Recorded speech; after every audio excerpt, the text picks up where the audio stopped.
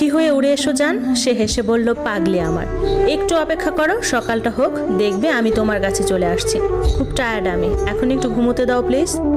ছাড়তে মন চাচ্ছিল না তাকে, তবু কল কাটলাম। সত্যিই তো বেচারা অনেক ক্লান্ত, একটু ঘুমিয়ে নিক।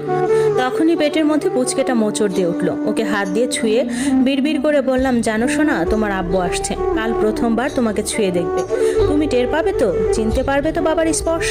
জানো, তোমার আগমনের খবর পেয়ে সবচেয়ে খুশি হয়েছিল তোমার পাপা।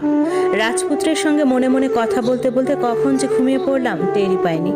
সকালে বড় ভাবির ডাকে ঘুম ভাঙলো। ঘড়ির কাঁটায় তাকিয়ে দেখি সকাল 7টা বাজে। ভাবি বললেন, ফ্রেশ হয়ে কিছু খেয়ে নাও সুমাইয়া। তারপর মিটিমিটি হেসে বললেন, আজ একটু পরিপাটি হয়ে থেকো কেমন, কতদিন পর দুজনার দেখা হবে। ভাবির কথায় লজ্জায় লাল হয়ে গেলাম। ভাবি চলে গেলেন। ওয়াশরুমে গিয়ে ফ্রেশ হলাম। রুমে ফিরে হাতে ভর দিয়ে চেয়ারে বসলাম। শরীর এত ভারী হয়েছে যে হাঁটা চলা বসা ওঠা সবই